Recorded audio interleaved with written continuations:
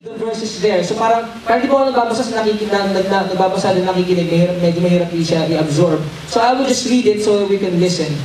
Ang basis po na some of the verses in Psalm 24, if you have your Bibles, you can read with me there. Psalm 24 verse 3 to 5. God says, "Who may ascend into the hill of the Lord? Who may stand in His holy place?" Sino daw? "He who has a clean hand and a pure heart, who has not lifted up his soul to falsehood, and has not sworn deceitfully." What will happen if a person stands before God in prayer with a clean heart and without falsehood? Verse 5, "He shall receive a blessing from the Lord and righteousness from the God of his salvation." In other words, when we stand before God in prayer in a cleanness of heart, He hears that and He blesses that person by answering those prayer requests as well. Hello! A clean heart is important when it comes to our prayers and knowing that our prayers are being answered and heard by God. A clean heart. Another verse is in Isaiah 1, verse 1 to 20. Yung background po nito, yung mga Israelites po, they were rebelling against God. Ilang beses na po nagpadala si God ng mga prophets sa mga hari and saying to the kings and the nation, "Repent, for the judgment of God is going to come near." And so they were still stubborn po, matigas po ang ulo nila. Kaya sabi po ni God through the prophet Isaiah, babasahin ko lang po from chapter 1 verse 10, sabi ni God through Isaiah, "What are your multiplied sacrifices to me?" God is saying this to His people. Kasi matigas ang ulo yung mga tao niya nun eh. Says the Lord, "I have had enough of burnt offerings and rams, and the fat of fed cattle. And I take no pleasure in the blood of bulls, lambs, or goats." Verse 12, "When you come to appear before me, who requires of you this trampling of my courts? Bring your worthless offerings no longer. Incense is an abomination to me," says God. "New moon and Sabbath, the calling of assemblies. I cannot endure iniquity and solemn assembly." Kasi habang nagsasamba sila, may mga kasalanan silang tinatago at hindi kino-confess. Kaya sabi ni God, "I cannot endure your hypocrisy." Nandito kayo, tumatayo kayo, sumasamba kayo sa akin, may hindi nga kayo pero may mga kasalanan hindi kino-confess sa akin. As if hindi ko nakikita. That was God saying to the people. Verse 14, "I hate your new moon festivals and your appointed feasts. They have become a burden to me. I am weary of bearing them. So, when you spread out your hands in prayer, I will hide my eyes from you." God says, yes, even though you multiply prayers, I will not listen. Your hands are covered with blood. Sabi niya, when you come before me without a clean heart, I won't even listen to your prayers. Because their lives was full of sin, unconfessed sin when they come before the Lord. So what do we have to do? What do we have to do? 16, verse 16. "Wash yourselves, make yourselves clean, remove the evil of your deeds from my sight. Cease to do evil, learn to do good. Seek justice, reprove the ruthless, defend the orphan, plead for the widow." And He says, "If you consent and obey," verse 18, "you will eat the best of the land." There is a condition. Ang isang tao po lumalapit sa Diyos nang may unconfessed sin without a clean heart, He says, "I will not hear that. But if you want me to hear your prayers, come to me with confession and repentance and wash yourselves." And He says, "You will eat the best of the land."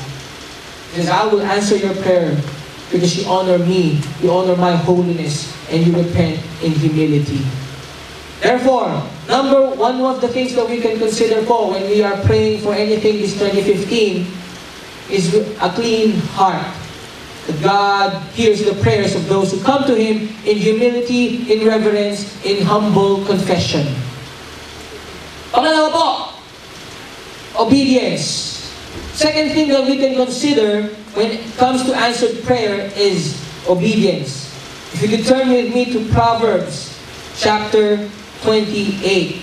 Proverbs chapter 28. Let's turn there. Proverbs chapter 28, verse 9. Wala po yung aking marker. Proverbs 28, verse 9 says, "He who turns away his ear from listening to the law, even his prayer is an abomination." Ang isa po ng tao who does not obey the commands of God, who turns away his ears from the law, even his prayer is an abomination. Chapter 28, verse 9. What is an abomination? The original word describes disgusting. In other words, it is detestable. God says, if a person does not obey me, even that person's prayer is nakakadiri. Disgusting, that's the word. Abomination. If we or a person does not obey the word of God. Obedience is very important to the Lord when it comes to answered prayer. Another example is Proverbs 15. God says, chapter 15, verse 29, the same Proverbs. He says, "The Lord is far from the wicked, but He hears the prayers of what? The righteous." The Lord is far from the wicked, but He hears the prayer of the righteous. Those who come with a clean heart, those who love and obey God in fear and trembling of Him, He hears their prayers. That's something to consider. When we pray to God, Lord, malis ba ang puso ko, mag-confessing ba ako bago ko magdasal sa inyo? Sumusunod ba ako? If hindi ako nakakasunod, minsan sumasabay ako, nagsisisi ba ako? These are the things that we can consider when it comes to answered prayer. Obedience. Even the Lord Jesus Himself makes this very clear. John 15, verse 7. He says, "If you abide in me," who's He talking to? He's talking to His disciples here. He's talking to His disciples, the apostles. And if we consider ourselves followers of Christ, He's talking to you and to me, to all of us. He says, "If you abide in me, and my words abide in you, ask whatever you wish, and it will be what? Done for you." When we follow Jesus, when we remain, abide means remain, when we remain in Him, and He remains in our hearts, what we pray for, He answers. He says, it will be done for you. Obedience is very important to God when it comes to answered prayers. And even the Apostle John in 1 John chapter 3, verse 22 says this. Verse 22, chapter 3, 1 John. "Whatever we ask, we receive from Him." Why? Because we keep His commandments and do the things that are pleasing in His sight. 1 John 3:22.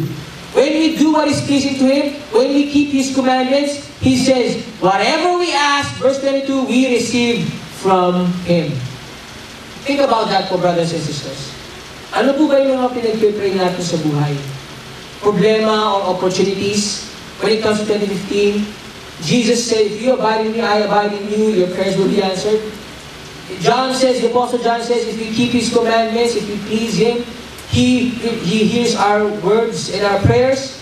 And we heard in the Proverbs that He is very particular when it comes to obedience. So that's the second thing po that we can consider. What we are praying for po, we can consider the cleanness of our hearts, and we can consider the obedience to God's commands. Another thing po that we can consider is we must understand that we pray to God, we pray in Jesus' name. We all know the very popular verse, John 14:6. "I am the way, the truth, and the life. No one comes to the Father but through me." That statement po is already exclusive, isn't it? Sabi nga po ng iba, why is Christianity so exclusive? In Jesus' name lang. What about if I pray in other prophets' name? Would God honor that? By saying this, "I am the way," He removes all possibilities and says, only through me. And it's an exclusive claim of Jesus that He is the only way when it comes to prayer. And not only prayer, but also to salvation and forgiveness of sins. Only in Jesus. And please note, brothers and sisters, He is the only person on earth in history who claimed that. No other religious system, no other person in history had the audacity to claim that. Sabi nga ni C.S. Lewis, when it comes to Jesus Christ, it's either He is a liar, a lunatic, or the Son of God Himself. Ito lang po yung possibility. Amen. When Jesus claimed that, either nagsisinungaling siya, or siya ay baliw lang, or siya talaga, it's the only way, the truth, and the life to God. Amen. When it comes to that, He erases all possibilities of prayers being answered unless it is prayed in Jesus' name. Amen. Why? Because turn to me in Hebrews chapter 4, verse 14. The reason why is because He is not only the way, the truth, and the life, but because in Hebrews 4:14, the writer says, therefore, since we have a great high priest who has passed through the heavens, Jesus, the Son of God, let us hold fast our confession. Verse 15, for we do not have a high priest who cannot sympathize with our weakness, but one who has been tempted in all things as we are, yet without sin. Why? Because He is our great high priest who has transcended and became the ultimate sacrifice. The reason why God hears our prayers when we praise in Jesus' name is because He is the ultimate sacrifice for your sin and mine. And God honored that by raising Him from the dead.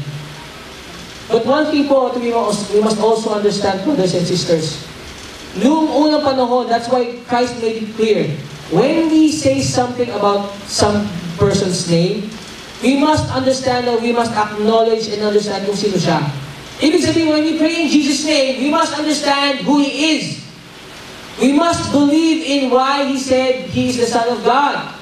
The question pag when we pray in Jesus' name, naniniwala po talaga tayo na siya ang Kristo, na siya ang tagapagligtas.